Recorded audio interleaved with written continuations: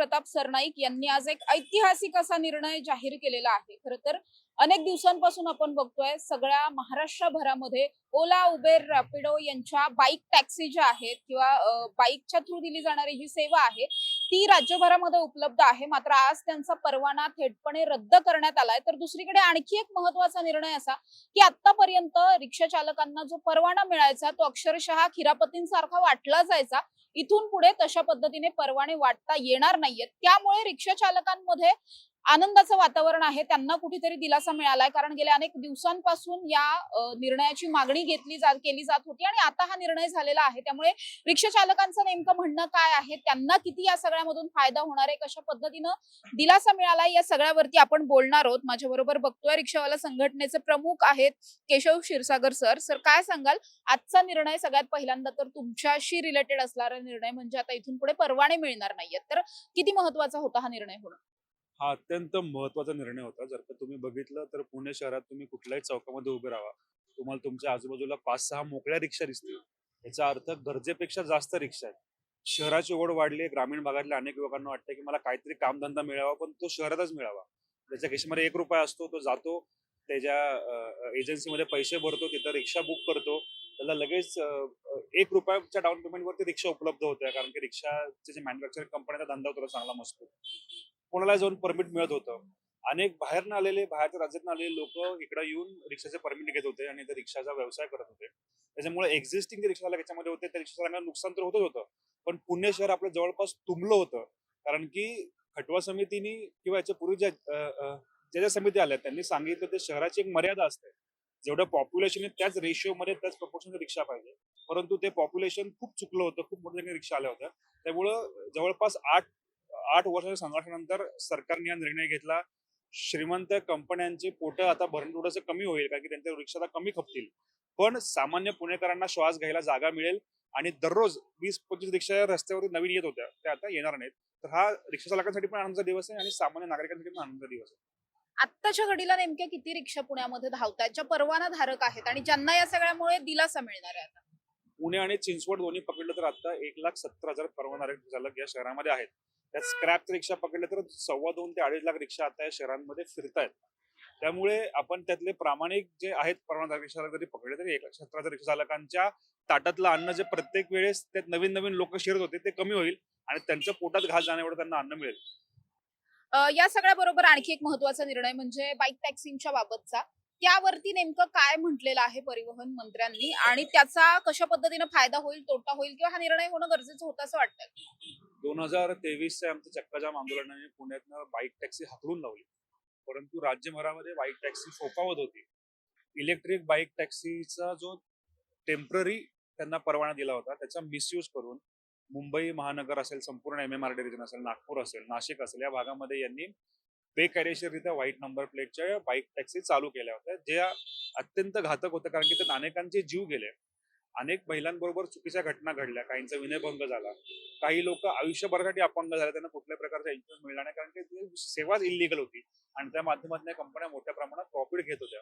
तर आता बाईक टॅक्सीचा जो प्रोव्हिजनल लायसन्स सुद्धा त्यांनी ते सगळे नियम मोडले.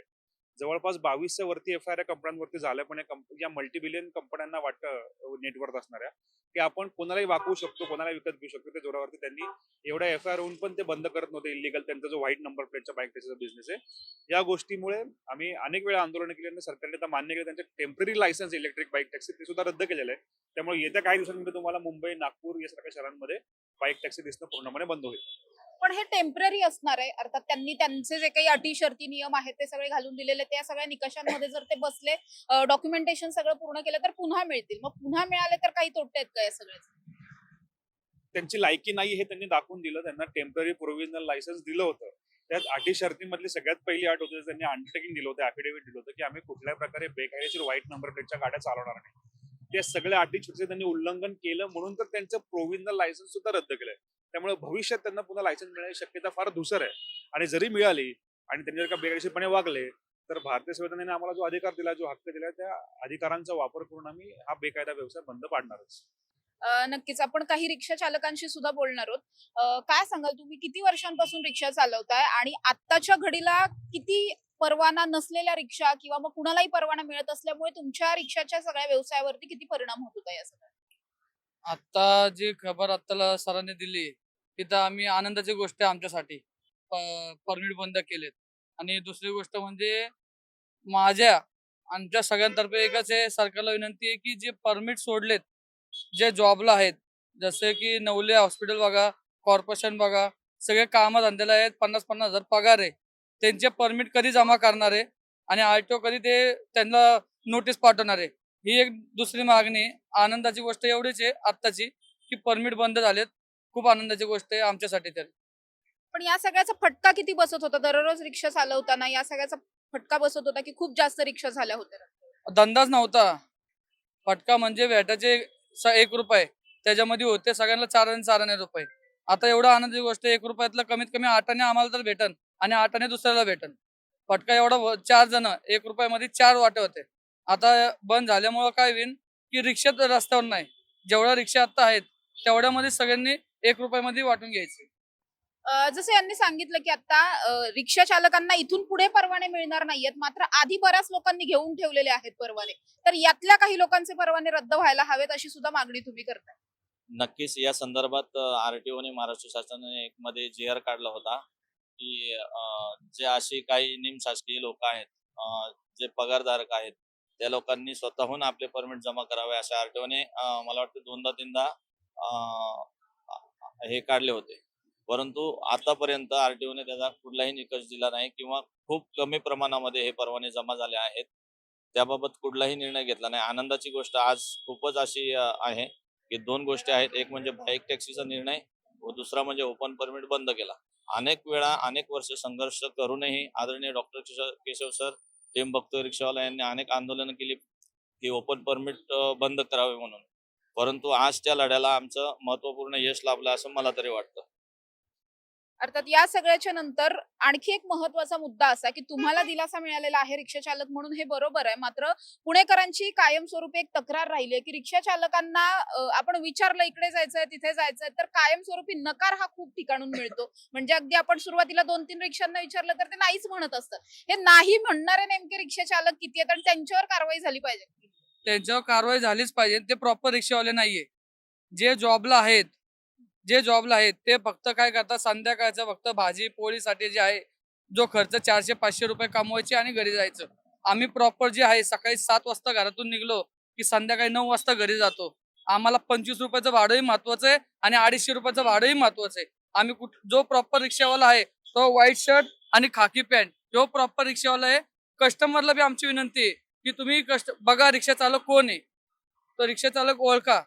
मला विनंती आहे, जो नाही म्हणतो ना तो प्रॉपर आहे ना, एक तर पुणेकर नाहीये, हे बांगलादेशी वगैरे बाहेरनं आलेले परमिट जे पैसे देऊन घेतलेले आहेत, त्यांना फक्त लालची काय 300, 400, 200चे भाडे पाहिजे. त्यांना 25चे आणि 70चे भाडे नको आहेत. त्यांच्यामुळे आमची प्रॉपर रिक्षावाल्यांची नावं खराब होतात. सर, मला तुम्हाला शेवटचा प्रश्न विचारायचा आहे की जसं यांनी सांगितलं काही नोकरदार आहेत जे फावल्या वेळात संध्याकाळच्या वेळेत ड्युटीवरून सुटल्यानंतर वगैरे रिक्षा चालवतात. असे किती आहेत तुमच्याकडे? तसं काही आकडेवारी आहे की ज्यांचे परवाने रद्द झाले पाहिजे? अशी ऑफिशियल काय आकडेवारी नाहीये, पण जवळपास एकूण 20% जे रिक्षा चालक आहेत या व्यवसायातले, ते अशा प्रकारे व्यवसाय करतात की टाइमपासला म्हणून व्यवसाय करतात, घरी जाताना आणि येताना. आणि या लोकांमुळेच काय होतं की तुम्ही मगाशी पण बोलताना बोललो मी की एकूण रिक्षा वाढल्या. मग जिकडे रिक्षा चालकाला दिवसातनं 10 आधी ट्रिप मिळायच्या, तिथं आता 2च मिळतात. मग तो काय विचार करतो की 2च मिळतात तर मग त्या मोठ्याच घेऊन जाऊ. कारण की पूर्वीसारखं जर का 10 त्याला लहान लहान ट्रिप भेटले तरी पण त्याचं घर चालेल, तर तो काय म्हणतो की मी एक वेळ एमटी फिरेल पण मी 2 मोठे ट्रिप घेऊन जाईल. तर का या संख्येवर नियंत्रण आलं तर साहजिकच रिक्षा चालकांचं भाडं नाकारण्याची जी जी जी एक चुकीची पद्धत त्यांच्यात निर्माण होते, ते पण थांबाल बऱ्यापैकी. नक्कीच आपण बघतोय की इथून पुढे रिक्षा चालकांना आता खिरापती सारखे परवाने मिळायचे ते आता मिळणार नाहीयेत, नवीन परवाने काढले जाणार नाहीयेत. मात्र या सगळ्याचा आनंद असला तरी सुद्धा ज्यांना आधी परवाने मिळालेले आहेत आणि जे मिळणं खरं तर अपेक्षित नव्हतं, काहींनी पैसे देऊन परवाने काढलेले आहेत, काहींनी इतर कुणाचे तरी परवाने घेतलेले आहेत किंवा जे सरकारी नोकरदार वगैरे आहेत ज्यांच्याकडून हे सगळे परवान्यांचा गैरवापर केला जातो, रिक्षा चालवली जाते फावल्या वेळामध्ये आणि या सगळ्याचा पुणेकरांना, पिंपरी चिंचवडकरांना प्रचंड त्रास होतो. कारण अनेकदा या रिक्षा चालकांकडून भाडी नाकारली जातात. त्यामुळे आता या सगळ्यावरती आळा घालण्यासाठी सुद्धा सरकारने प्रयत्न केले पाहिजेत. अशा पद्धतीची मागणी जी आहे ती समस्त रिक्षा चालकांमधून समोर येताना आपल्याला पाहायला मिळते. कॅमेरा पर्सन शिवाजी साळुंखेंसह समृद्धी जाधव, टॉप न्यूज मराठी, पुणे.